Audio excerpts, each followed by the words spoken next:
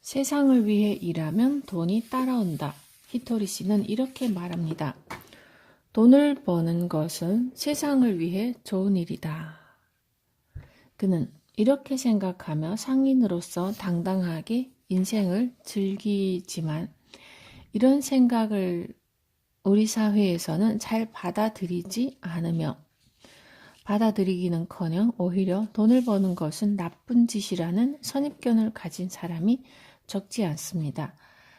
옛날부터 돈을 멀리해야 훌륭한 사람이라고 생각하는 경향이 있는데 그것은 돈이 화를 부르기 때문입니다. 그래서 훌륭한 일을 하면서도 돈을 받지 않고 세상을 위해 무료로 봉사하는 사람이 훌륭하다고 생각하지만 히토리 씨는 그런 사람이 확실히 훌륭할지는 모르지만 생각이 좀 이상한 듯하다고 말합니다. 동양 사람들은 돈을 벌지 않아야 훌륭하고 그런 사람이 좋은 사람이라고 생각하지만 사실은 그렇지 않아. 열심히 일한 사람이 정당한 이익을 얻는 것은 당연하지. 그런데도 나는 돈을 받지 않는다며 마치 훌륭한 일이라도 하는 듯이 말하는 사람이 있지. 주위 사람들도 그렇게 인정해 주지만 내 생각은 다르다네. 그 사람은 돈 버는 일이 서투를 뿐이라는 생각이 들어. 왜냐하면 남에게 정말로 도움이 된다면 돈이 벌리지 않는 것이 이상하지 않은가? 돈이 벌려야 도움이 된다는 것을 알 수 있지. 흔히 세상과 남을 위해 일함으로 돈을 벌지 않아도 어쩔 수 없다고 말하는 사람이 있지만 정말로 세상에 도움이 되는 것이라면 누구라도 기꺼이 돈을 지불하기 마련인데도 돈이 벌리지 않는다면 사실은 세상에 도움이 되지 않는 것일지도 모른다고 히토리 씨는 말합니다. 가령 어떤 상품이 폭발적으로 팔렸는데도 거의 돈을 벌지 못했다면 이 경우 그 상품이 팔린 이유는 단지 가격이 극단적으로 쌌기 때문일지도 모릅니다. 실제로는 크게 도움이 되지 않는데도 거의 공짜에 가까울 정도로 가격이 싸면 고객이 몰리죠. 손님들은 공짜라면 만약 사용하지 못해도 괜찮아 하고 생각할지 모르지만 그런 상품은 오래 가지 못합니다. 일시적으로 잘 팔리더라도 장사할 만한 물건이 아니므로 마침내 세상에서 자취를 감추죠. 이래서는 정말로 세상에 도움이 된다고 말할 수 없습니다. 결국 이 경우 세상을 위해 남을 위해 라는 말은 돈 버는 일이 서툰 것을 감추기 위한 변명에 지나지 않는 거죠. 진짜로 세상에 도움이 된다고 단언할 수 있는 것은 정당하게 돈을 벌 수 있는 가격으로도 많이 팔리는 경우뿐입니다. 하지만 세상에 도움이 되는 것을 세상을 위해 남을 위해 라는 생각으로 이익을 남기지 않고 파는 사람이 실제 있을 수 있습니다. 이런 경우에 대해 히토리 씨는 이렇게 말하죠. 세상에 도움이 되는 어떤 상품이 있다고 하자 매우 유익한 물건이라서 세상을 위해 보급하려고 하는데 이때 세상을 위하고 남을 위한 것이므로 돈을 벌지 않아도 된다 라고 생각할지 모르지만 이것은 너무나 잘못된 생각이야.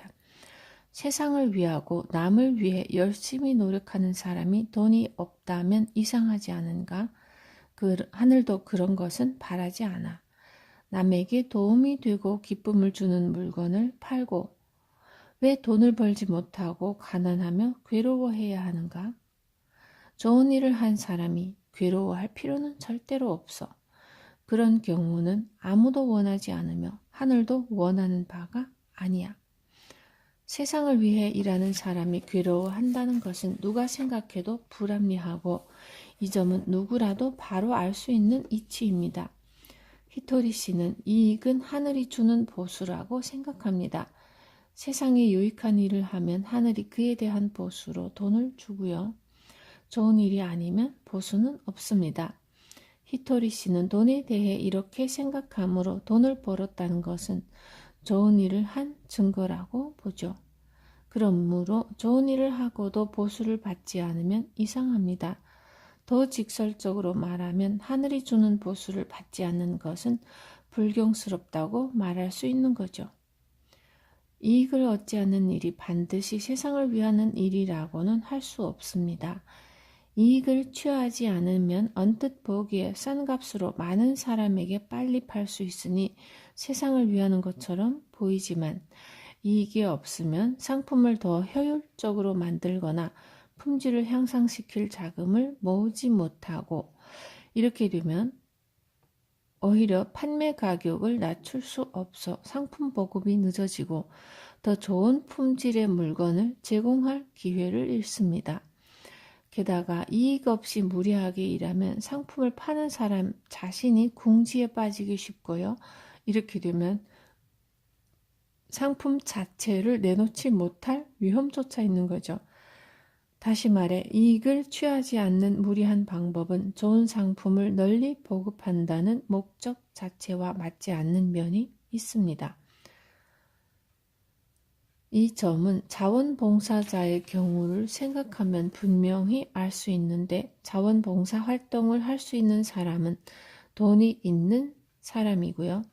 돈 없는 사람이 자원봉사 활동만 계속하면 자신의 생활비를 벌지 못해 굶어 죽게 되며 무료 봉사인 자원봉사 활동도 돈이 없으면 하지 못하게 됩니다. 하물며 자신이 살아가려고 장사하는 사람이 이익을 취하지 않고 다른 사람을 위해 봉사한다는 것은 잘못된 일이죠. 봉사활동을 하고 싶으면 우선 상인으로서 돈을 벌어 생활하고 남은 돈으로 봉사활동을 하면 됩니다. 봉사활동과 상인으로서 하는 일을 혼동하면 안 되죠. 남을 위해 하는 일을 하는 사람에게 돈을 모이는 것은 당연합니다. 돈을 버는 일은 나쁜 짓이라는 선입견을 버립시다. 돈을 버는 일은 좋은 일이다. 상인으로서 자긍심을 가지자. 상인으로서 인생을 즐기려면 이 두 가지를 잊어서는 안 되며 상인은 손님을 즐겁게 하고 정정당당히 돈을 버는 사람이므로 상인으로 사는 삶의 긍지를 가져야 해요.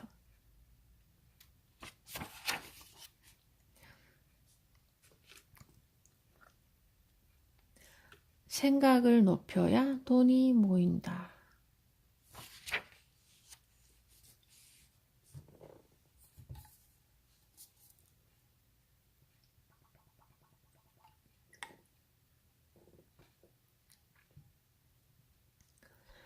(10억의) 수입과 (1,000만 원의) 손해.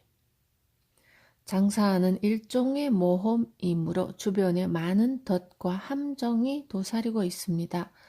장사에 능통한 히토리 씨는 이와 같은 위험을 잘 알고 우리에게 많은 것을 가르쳐 주었고요.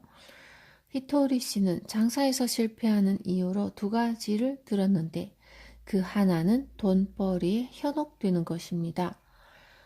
히토리 씨는 상인은 손해보지 않는 일이 돈을 버는 것보다 더 중요하다고 말하죠. 회사의 경우는 돈을 많이 벌어 사업을 확장하기보다는 망하지 않는 일이 더 중요하다는 것입니다. 그런데 세상에는 뻔한 손해도 알지 못하게 만드는 덫이 있는데 이에 대해 히토리 씨는 이런 이야기로 알려주었습니다. 돈을 많이 벌 수 있다는 그럴듯한 이야기를 흔히 듣지. 지금 바로 그 상점을 사면 10억을 벌 수 있다든지 그곳에 건물을 세우면 10억을 벌 수 있다는 식의 이야기를 말이야. 하지만 돈을 벌 수 있다는 말에 귀가 솔깃해져서 정작 중요한 점을 놓치기 쉽다네. 이런 말 뒤에는 반드시 다음과 같은 말이 뒤따르기 마련이야. 그러면 1억만 출자해 주시기 바랍니다. 라고 말이지. 그러면 그럴듯한 이야기를 실컷 들은 뒤라서 그 정도야 뭐 하고 내놓고 말지만 여기에 함정이 있어.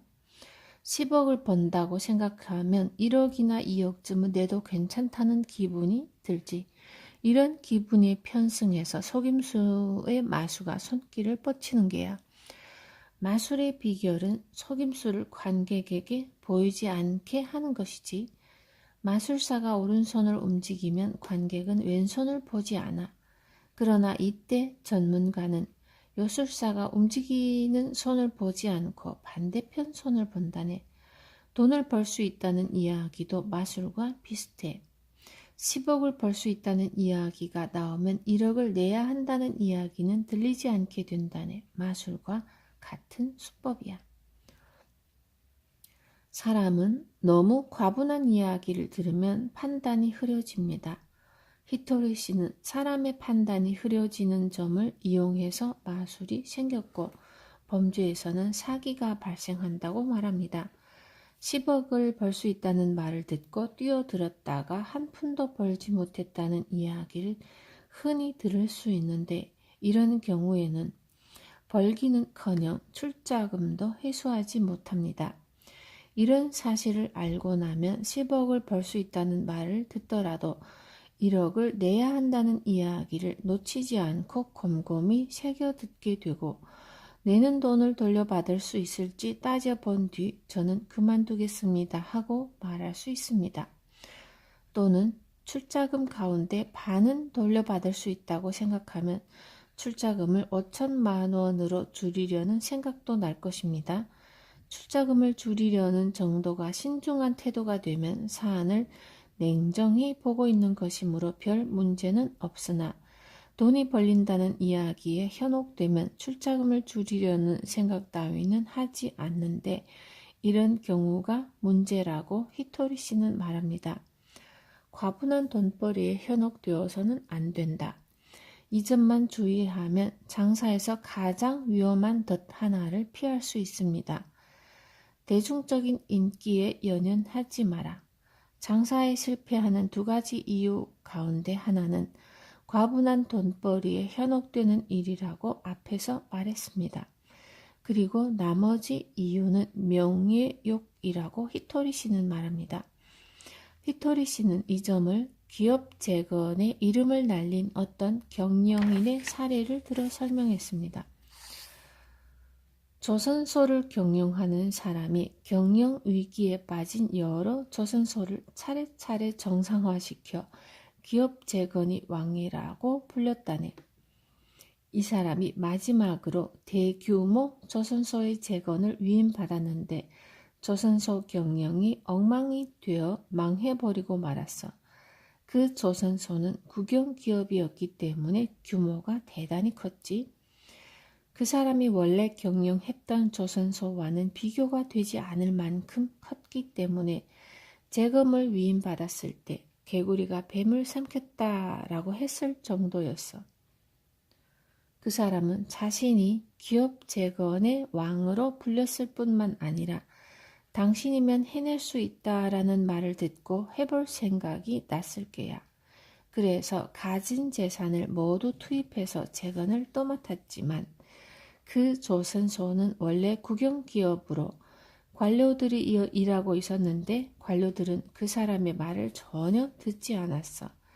그래서 그 조선소 경영은 뒤죽박죽이 되고 말았네. 이 밖에도 비슷한 사례가 또 하나 있지.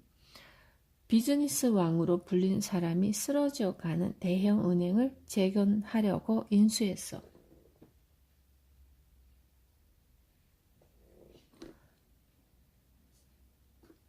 그러나 이 사람도 부채를 견디지 못해 끝내 망하고 말았지.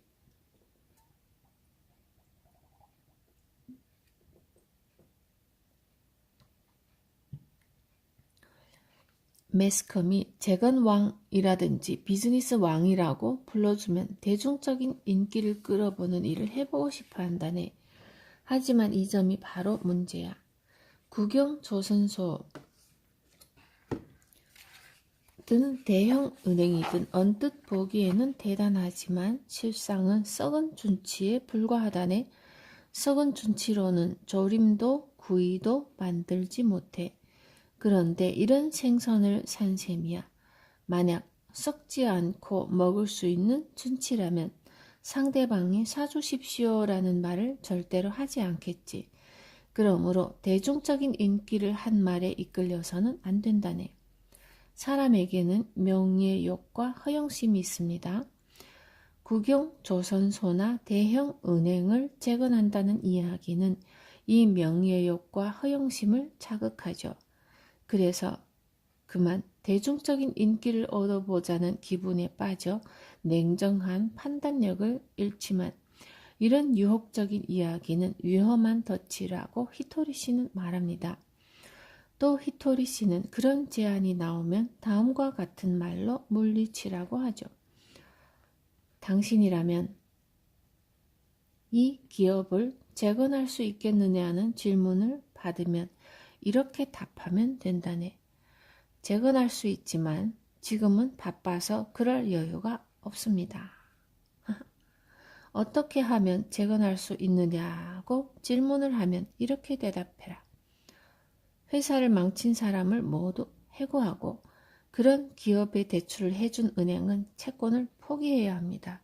10원도 갚을 필요가 없습니다. 모두 당사자가 책임을 져야 합니다. 이렇게 말하면 충분하네. 더 훌륭한 대답은 필요 없네. 그래도 끈질기게 매입을 해달라고 하면 이렇게 대답하면 되지.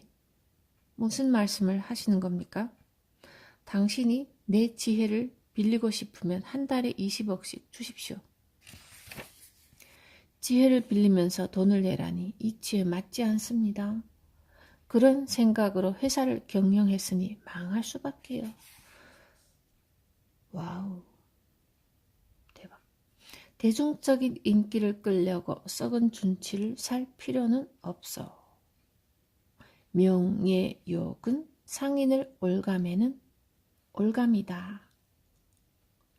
이 점을 명심하면 명예욕의 굴레에서 빠져나올 수 있습니다. 와우, 대박.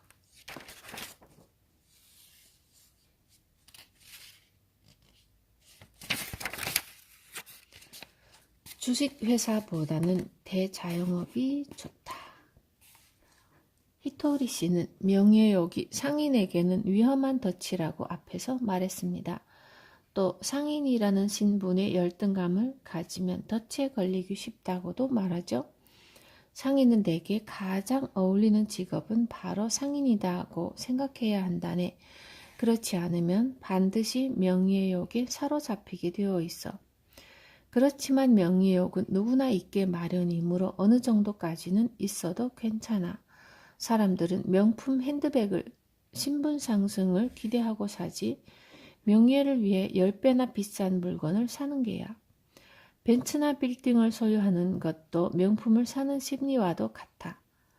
벤츠를 몰고 다니는 사람이야 대단하지 라거나 빌딩 주인이야 대단한 사람이지 라는 말을 듣고 싶어서 필요 없는 것도 산다네. 모두들 명예욕을 자극하는 말에 넘어가지. 하지만 명품 핸드백을 사는 선에서 그만두는 게 좋아. 그렇지 않으면 크게 낭패를 보기 쉽다네. 명예욕의 덫에 걸리지 않으려면 특히 3가지 함정에 주의해야 한다고 히토리 씨는 말합니다. 그 첫째 함정이 주식회사죠.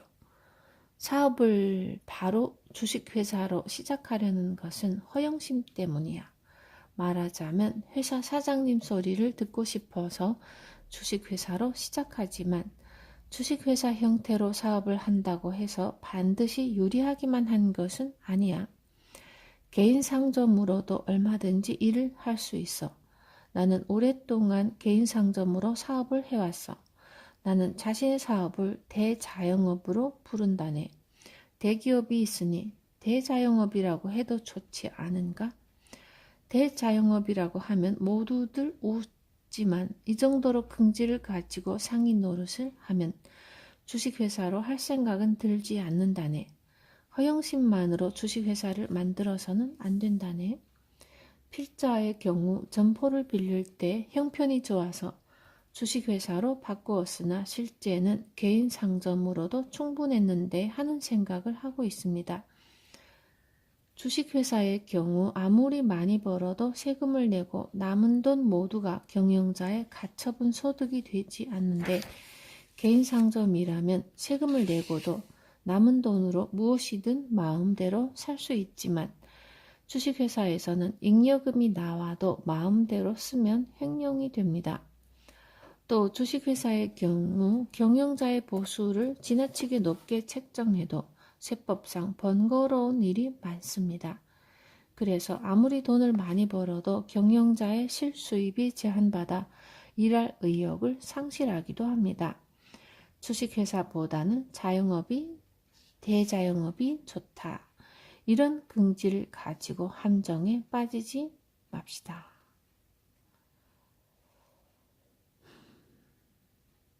감은 이설에 속지 마라. 히토리 씨가 말하는 두 번째 함정은 은행의 감은 이설입니다. 은행은 돈을 빌려주는 대금업자야. 은행에서 부른다고 좋아하며 따라가서는 안 된다네. 은행이 빌딩을 세우신다면 협력하겠습니다. 라고 권하더라도 꼬임에 넘어가 돈을 빌리지 말아야 해. 은행의 감은 이설에 넘어가면 쓸데없는 일로 곤란을 겪을 수 있지. 자신을 위해 성실하게 일하는 사람이 상인이고 사업가라네. 은행은 정말로 돈을 벌 수 있을 것처럼 말하지만 냉정하게 생각해보면 그다지 좋은 이야기가 아니라는 것을 알 수 있다네. 그런데도 빌딩이 무슨 필요가 있냐고 거절하기가 좀처럼 힘든 이유는 빌딩 주인이라는 그럴싸한 말로 현혹하기 때문이야. 그런 말을 들으면 빌딩 주인이라고 불리는 자신의 모습을 상상하게 되지. 말솜씨에 넘어가고 명예욕에 당한다네. 실제로 빌딩을 짓고 고생하는 사람들이 많습니다. 은행에서는 돈벌이가 될 법한 청사진을 제시하지만 그것은 잘 될 때의 이야기일 뿐이고 실제로는 그렇지 못한 경우가 허다하죠. 그래서 은행은 상인의 냉정한 판단력을 빼앗으려고 합니다.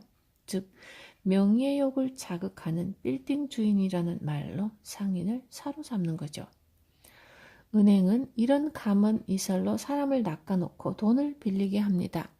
그리고 자기들의 말처럼 이익이 나지 않더라도 이자는 확실하게 받아 챙기죠.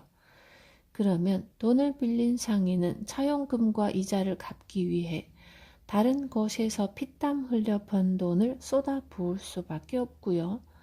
이처럼 은행의 감은 이설에 넘어가고 쓸데없는 명예에 집착한 탓에 자기 자신을 위해서가 아닌 은행을 위해 일하는 꼴이 되고 맙니다. 이것은 일반 회사 역시 마찬가지죠. 은행이 사옥을 세우라고 권하거나 점포 확대를 권할 때가 있는데 이 경우에도 은행은 회사의 명예욕을 자극해서 불필요한 대출을 받게 합니다. 이런 일은 특히 거품 경제 때 많이 이루어졌는데 그때 은행의 감은 이설에 넘어가 지금까지도 변제에 고생하는 회사들이 많습니다. 명예욕을 자극하는 말에 넘어가지 말 것. 이것을 잊지 말고 은행의 감은 이설에 부디 주의하기 바랍니다.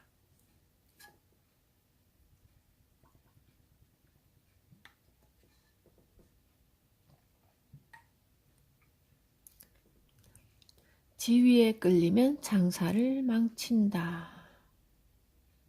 세 번째 함정은 지위와 관련된 이야기라고 히토리 씨는 말하죠.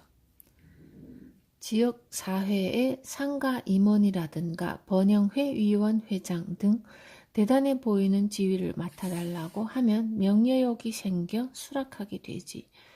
지금까지의 경험을 살려 귀중한 고견을 듣고 싶다든지 지역 사회의 발전을 위해 힘을 빌려달라는 말은 매우 그럴듯하게 들리지만 이 역시 명예욕을 자극하는 말에 지나지 않아 상공회의소의 회장이라면 대단한 자리로 보이지만 그 역시 대단하지도 그럴듯하지도 않아 속아 넘어가서는 안 된다네.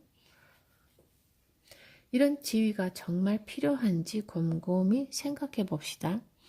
지역 사회를 부흥시키고자 한다면 자신의 상점이 번성해서 상가에 손님이 몰려오도록 하는 편이 부흥에 도움이 되고 사업상의 교제도 의리를 상하지 않을 정도면 충분합니다.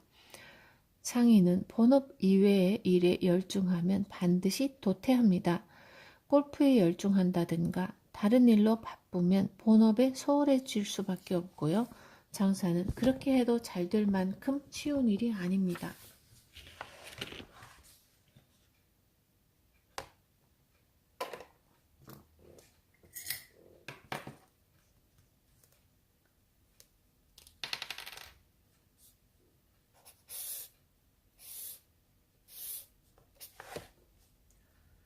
이 함정은 직장인에게 더 위험합니다. 과장, 부장, 이사 등 지위에 대한 욕구는 직장인이라면 누구나 가지고 있고, 이런 지위는 급료와도 관련이 있어 높은 지위를 추구하는 것이 반드시 명예욕은 아니지만 그 때문에 오히려 자신에게 있는 명예욕을 알아차리기 힘들 수도 있습니다.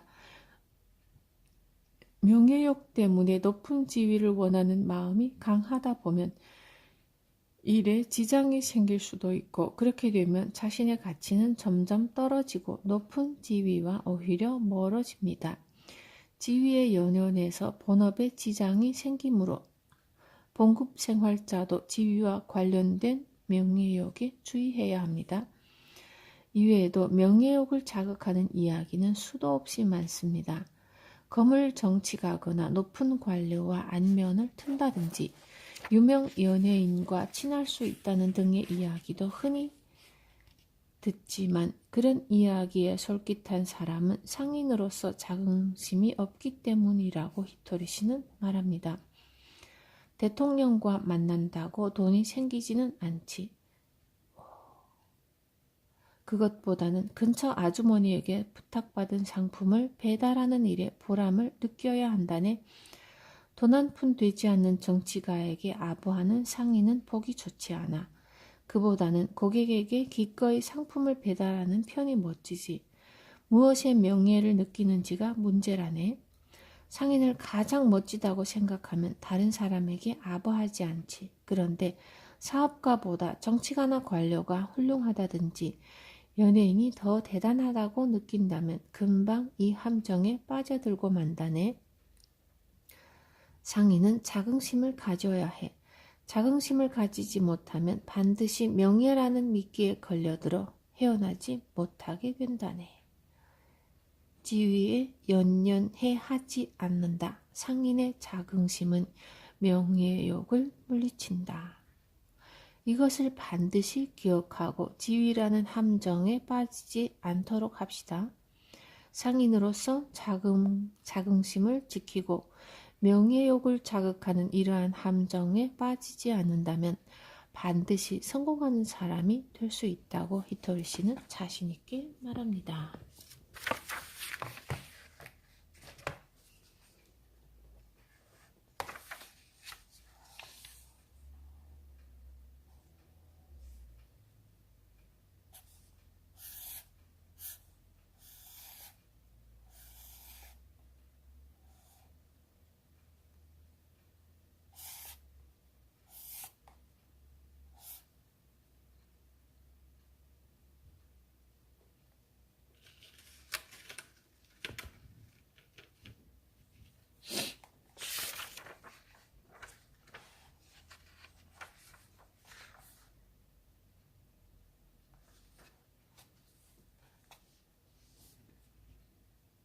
상인으로서 자긍심을 지키고 명예욕을 자극하는 이러한 함정에 빠지지 않는다면 반드시 성공하는 사람이 될 수 있다.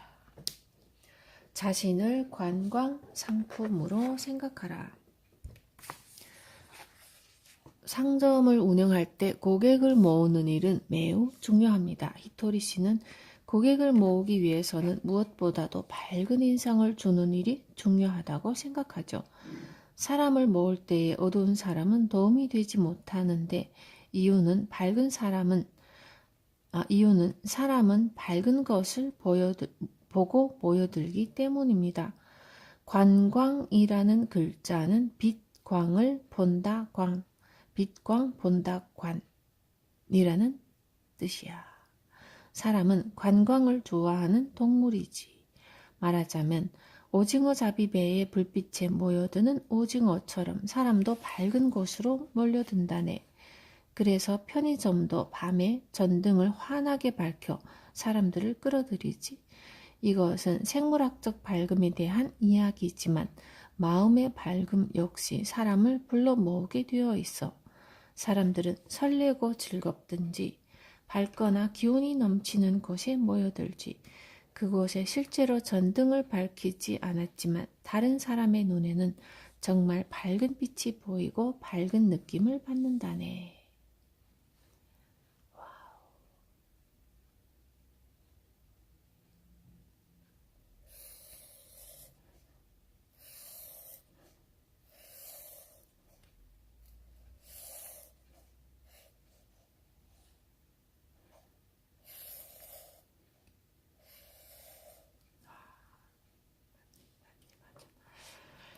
명소 관광은 그 명소라는 빛을 보고 가지. 손님들은 그 밝음이 보고 싶어서 모여드는 거야.